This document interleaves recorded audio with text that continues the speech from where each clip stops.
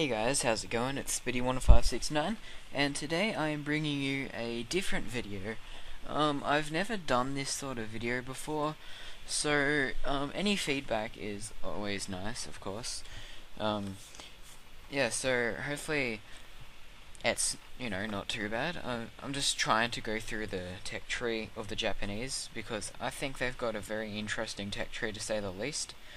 I'm going to focus on the entire tech tree, but I'm just going to focus on the aircraft that I think are the most significant, and I think that could heavily influence the Japanese.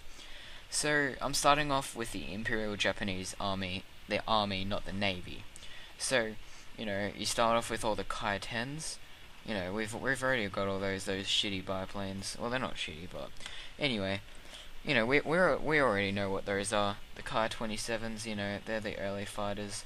Kai-43s, we've already got the Kai-43s in the game. Those are pretty good early fighters. And then I want to draw your attention to the Kai-84. The Kai-84, sorry. We already know what the Kai-84 is. The Kai-44, though, I think, is a very interesting aircraft. It's a single-engine fighter, clearly, as you can see. Kai-44. Well, I just lost my train of thought there. Sorry. Yeah. So I think this will be a very good early fighter. I reckon this will be a good about tier 3 fighter, maybe late tier 2, early tier 3 fighter. It's got a maximum of speed of 605 kilometers an hour. It's got a crew of 1, wingspan of 9.45 meters. Its armament, which I find interesting here, it's got twin 12.7 millimeters, which isn't unusual for a Japanese or most aircraft, to be honest. But then it has the option for twin 44 millimeter twin 44 millimeters in the wings, which if Gaijin implements that, yeah. That is going to be very interesting, to say the least. Anyway, so we've got, moving on from the Kai-44s, which I will love. I think they're going to be a very good aircraft. When they come out, of course. There's no signs of those aircraft yet. We move on to, we've got the Kai-61s, but we already know what those are. Heavily influenced from the Germans. We've got the Kai-100. And this looks to be a very, very promising fighter. This looks to be... it's a very late war fighter, produced in 1945. So yeah, it's only very few were produced. Well, not very few, about 378. This is my number I can see right now. I'm not like, I don't know this all by heart. I'm just reading some of this, just for facts. So I know some of it, but most of it, I don't know the empty weight. I don't know those numbers. Anyway, so this is going to be a very good plane, I feel like. This plane has twin 20s, the Ho-5 cannons, not the Type 99s, and the twin 12.7s. This to me looks like a Kai-84, but better performance. So if Gaijin implements that correctly, I think that will be a very good competitor, as I said. I'm only really talking about the planes that I feel that will be able to influence the game quite heavily. So moving on from the Kai-100, we've got the we've got all those Kai-102s and Kai-45s, those twin-engine fighters. The 37mm Kai-102s having the 57, Kai-45s 37, we all know about that.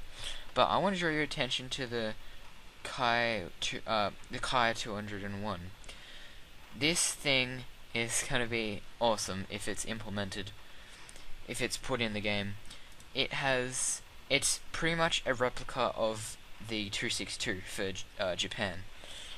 I don't think it'll be as good, but it'll be a good change for Japan, to say the least. Just to quit having the Japanese saber there. I mean, this thing's got twin 30s and twin 20s, so you don't have to use all those 30s on fighters and stuff. I think it will be a very good, very, very good change of pace for Japan.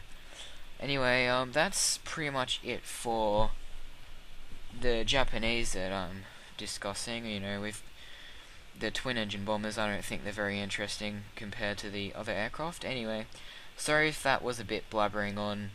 Yeah, I'm trying a little bit hard here, guys. But anyway, I'll catch you guys in the Imperial Navy, Air Forces. See how I think there's some pretty good aircraft in that.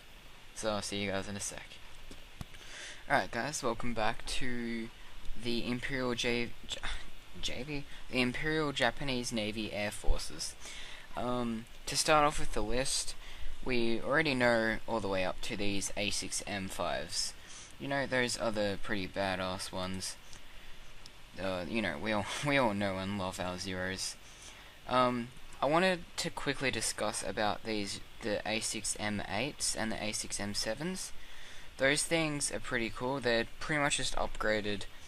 They're more powerful Zeros. The A6M6, which however is not on the list for some reason, I don't know why. I guess it's just because it pretty much had some failings. Yeah, that was the first Zero to introduce self-sealing fuel tanks.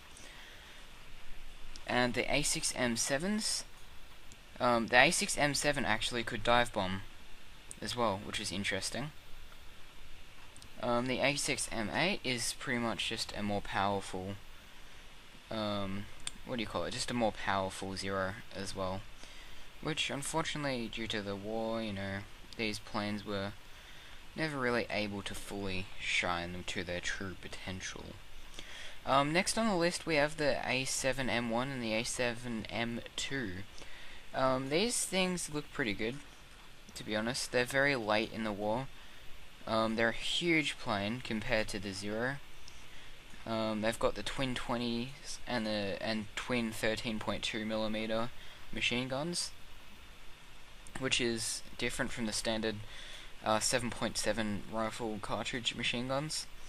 And we've got the B5s. We already know what those are. The B7s and the B6. They're pretty much all just variants. They're not very interesting if you ask me. We already know what the A6M2 is, just a float plane variant of it. N1K1. That's actually pretty interesting as well. The N1K1. Kind of a. Oh, it was an early. Or at least to set the pace. It started out as a float plane, which I find interesting, but it set the pace for the N1Ks, which were they promised a lot. The N1Ks, the J2s. What am I? Sorry, I'm not the best at this. I'm just losing a bit of train of thought while I'm trying to remember here. Yeah, the J2s, yeah, that's what they're called, right? Yep. The J2Ms, I think they're going to be a great. I think out of the land-based fighters, I think these J2Ms are going to be pretty significant because there is a lot of promised J2Ms. However, as normal, only about half of them were ever even put on paper. However, the ones in War Thunder, as you can see, they only go up to the J2M5, which is still pretty impressive because, some of them carried 6 20mm, I think, if I'm reading this right. So, and then the rest were heavy, or not, had a heavy armament of the quad type 90, type 99. What am I saying? Yeah, type 99. So those goes N1. Those are those. The N1Ks we already know most about. A7M3 is kind of what I discussed before, which I think the A7M3 will be very, very interesting. That was that heavily improved. It's pretty much an improvement of the A7M1 and A7M2. The J7, however, this thing is pretty cool. If I can find it here, I was trying to find a photo. I suppose I should have done that before. Anyway, yeah. The J7, the J8M1 is just another, what do you call it? It's just another another name for the what am I saying? It's just another name for the Kai 200. That's what I'm saying. I'm forgetting everything. I'm sorry, guys. The J8N1, however, which I think is pretty cool. I made kind of a mistake. This thing was the direct kind of relative to the what do you call it, to the ME262. It's kind of a variant of it, a Japanese variant. And the J7W2, that thing, it's a very unique aircraft. I think if it's actually introduced, I think it'll be pretty cool. It's inverted. If you guys know the XP55, I think it is, you know, the like the swept American, the American fighter with the swept wings and the propeller that pushes it. This is pretty much a unique, you'll see in a picture, but it's a very unique fighter, to say the least. Interceptor, sorry. 4 30mm cannons, so, you know, it's, that will be, I think, just because of its unique design, that's probably that'll be one of my favorite fighters. I think it'll be pretty cool to see.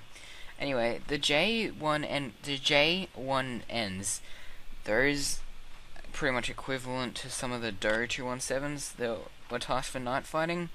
These have the Scraj Musics on them, I think is how you pronounce it. So that's going to be pretty cool. I think so myself. You know, we've already got those G4M1s, we haven't got the G8, but, we do actually, but anyway. Those things are pretty badass. The high-speed bombers, the R2Y1, that is going to be pretty cool, in my opinion. A max speed of 770 kilometers an hour. This is going to be like Japan's Arado, except not as vulnerable, to be honest, because it'll probably be very maneuverable. I mean, I haven't flown the Arado myself, so I can't really say that much about it. Anyway, this is what I think is going to be pretty freaking cool, is these H8Ks. We already have the H6K, the H6K5 and the H6K2 are pretty much the same, but the H8K and the H8K2, those things are just freaking huge. To put it into perspective, whoops, what the hell did I just do? Anyway, yeah, where did I, yeah, here it is. Sorry, the J8N1, which at the moment I think is the largest plane in War Thunder, till the B-29, has a wingspan of 32.54 meters. The H8K has a wingspan of 38 meters, 124 feet. That is insane, and that's a float plane, that's a flying boat. This thing is going to be the new lower tier Death Star, probably around tier 3, I would say. This thing is insane. I can't even comprehend how awesome this is going to be. This is going to be the biggest derp things in War Thunder, by far. 5 20mm Type 99 cannons, and then the scattered along the fuselage is 7.7s. The bomb load, you know, it's got these 2 torpedoes or 1,000 kilograms worth of bombs. You know, that's not it's not meant to be a heavy bomber. But anyway, I think it's going to be the biggest dirt plane.